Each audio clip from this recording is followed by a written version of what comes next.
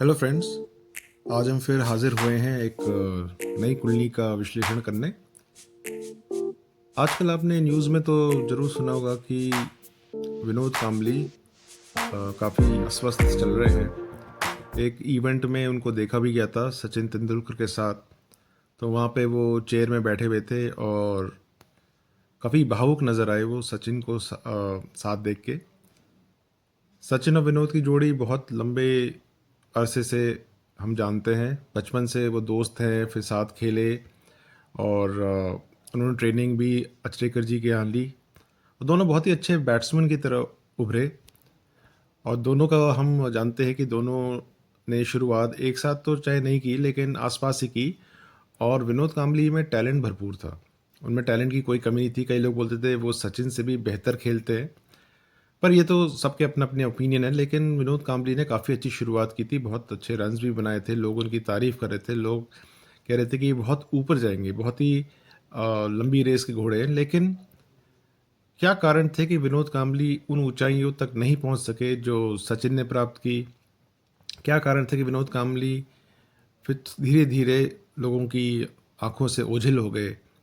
और रिसेंटली जो उनकी बीच बीच में खबरें आती रही, लेकिन वो उनके बीमारी के लेके या कुछ और कारणों से, या कई लोग बोलते हैं वो बीच में पीने भी बहुत लगे थे जिसकी वजह से उनको कई बार रिहैब में जाना पड़ा। और इसी कारणवश और उनके इनडिसिप्लिन के भी चर्चे बहुत आते हैं कि पार्टी बहुत करते थे, लेट नाइट पार्टीज़ और ये, और अ, शराब भी बहुत पीते थे। खैर इसकी हम पुष्टि तो नहीं कह सकते, लेकिन ये सब मीडिया रिपोर्ट्स में तो आता ही रहता था। तो ये ओपन सीक्रेट है एक तरह से। तो अगर हम देखें उनकी क्या कारण थे कि उनकी ये सब चीज़ें उनके साथ घटी। उनकी 2 बार शादी भी हुई, पहली शादी शायद नहीं चली, फिर उन्होंने दूसरी शादी की। तो क्या कारण रहे कि ये सब उनको देखना पड़ा, इतने उतार-चढ़ाव उनके जीवन में रहे? तो हम उनकी कुंडली में नज़र डालते हैं। उनकी कुंडली तुला लग्न की है और मकर राशि की है। जो तुला लग्न के जातक होते हैं उनका स्वामी शुक्र होता है। और देखिए उनके स्वामी शुक्र हैं, वो पंचम स्थान में काफ़ी अच्छी तरह से वेल प्लेस्ड हैं, एक योग भी बना रहे हैं। तो शुक्र ने इनको एक तरह से हेल्प भी किया, उनको काफ़ी, उनका नाम काफ़ी वो प्रसिद्धि भी पाए। और शुक्र आप जानते हैं कि लग्जरी का भी कारक है, लग्जरी, वेल्थ और लाइफस्टाइल का भी कारक माना जाता है। और वो काफ़ी फ्लैम्बॉयंट भी रहे अपने टाइम में, मतलब चेन पहनना और पार्टी में जाना, तो ये सब शुक्र के कारण भी होता है। लेकिन अगर हम किसी स्पोर्ट्समैन की कुंडली देखते तो हम उनके मंगल को भी देखते हैं।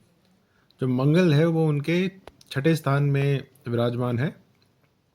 वैसे तो ये मीन राशि में है, गुरु की राशि में, जो अच्छी मानी जाती है। लेकिन क्योंकि ये छठे स्थान में है और इस पे केतु की भी दृष्टि है, तो एक तरह से मंगल जरूर प्रभावित हुए हैं। कोई भी स्पोर्ट्समैन की कुंडली में अगर मंगल वेल प्लेस्ड है तो मतलब वो काफ़ी अच्छा कर सकता है ज़िंदगी में। लेकिन यहाँ पे हम देख रहे हैं कि मंगल छठे स्थान में और केतु की दृष्टि की वजह से थोड़ा इसमें दुष्प्रभाव तो हुआ ही है। और अगर हम आगे उनके भावों को देखें तो हम देखें दशम स्थान में केतु विराजमान है और उस पे सूर्य, चंद्र और राहु की भी दृष्टि है। तो उनके जो करियर में देखें काफ़ी ब्रेक्स रहे, उन्हें करियर काफ़ी उतार चढ़ाव वाला रहा। और ये ब्रेक्स काफ़ी हद तक केतु की वजह से भी है, क्योंकि चंद्र की दृष्टि अपने भाव में ज़रूर है, सप्तम दृष्टि, और सूर्य की भी दृष्टि है। लेकिन केतु ने एक तरह से ये सारे जो दृष्टियां हैं इनको काफ़ी नेगेटिव कर दिया, तो एक तरह से ग्रहण दोष भी बन गया। तो उनका दशम भाव काफ़ी इम्पैक्टेड हो गया, तो उनका करियर उतना ऊंचाइयों तक नहीं जा पाया। तो ये एक कारण ज़रूर रहा है।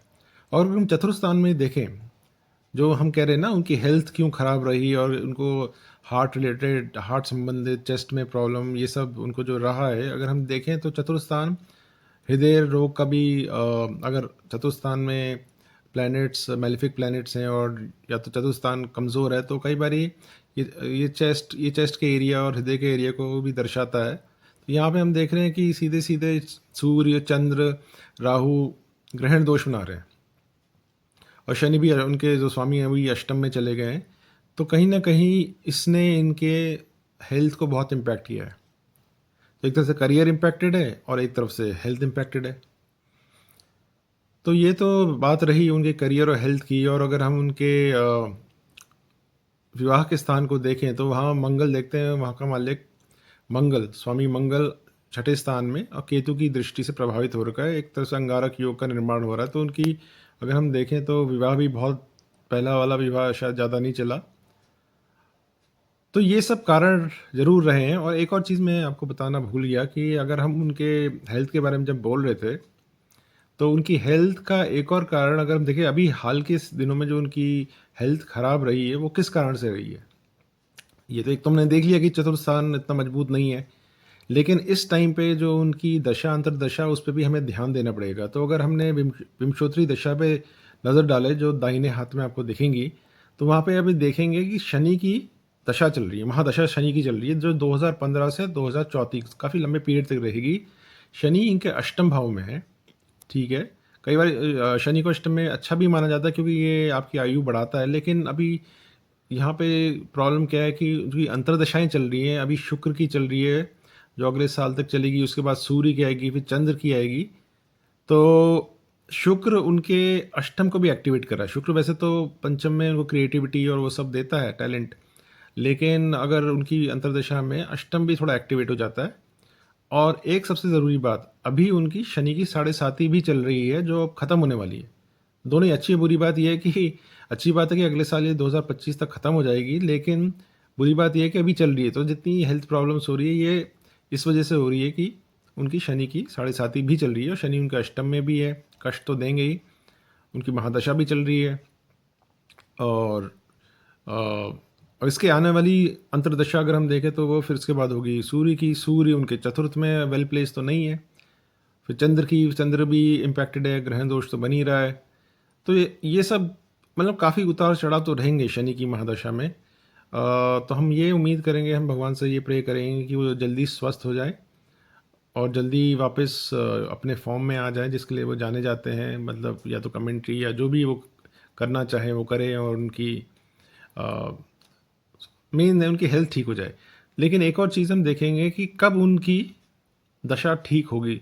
तो अगर हम देखें, शनि की महादशा के बाद बुध की महादशा 2034 से शुरू होगी, और बुध उनका बेहतर है।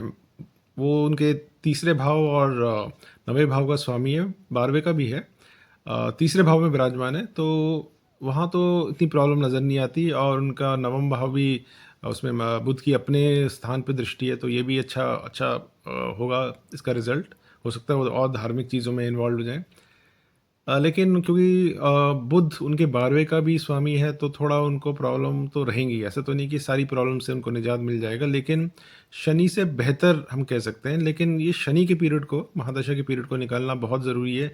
इसके लिए या तो अनुष्ठान करें, अपने ग्रहण दोषों का पहले उपाय करना चाहिए था, लेकिन अभी भी कर सकते हैं जो उनके चतुर्थ स्थान में बन रहे हैं।